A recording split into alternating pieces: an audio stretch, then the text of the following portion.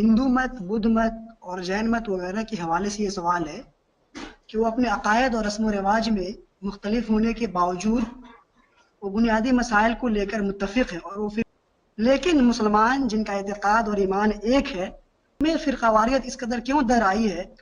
دیکھیے، جو کچھ میرا مذہبیات کی تاریخ کا مطالعہ ہے اس کی روشنی میں آپ کو یہ بتا سکتا ہوں کہ کسی بھی مذہب کو جب سیاسی طاقت حاصل ہوتی ہے تو یہ جتنی بھی آپ نے باتیں بیان کی ہیں وہ سب اس میں آ جاتی ہیں۔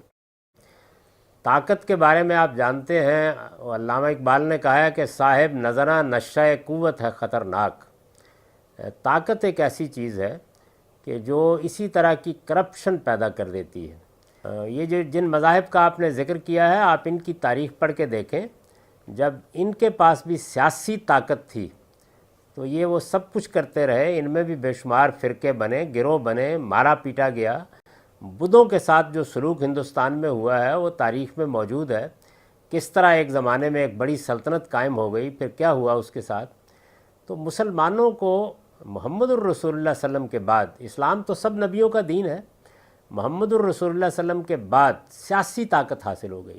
یہی سیاسی طاقت حضرت مسیح کے بعد کوئی 300 سال بعد ان کے ماننے والوں کو بھی حاصل ہو گئی۔ سیاسی طاقت کے نتیجے میں ایسی فرقہ بندیاں بن گئیں کہ جن کا مقابلہ کرنا آسان نہیں رہتا۔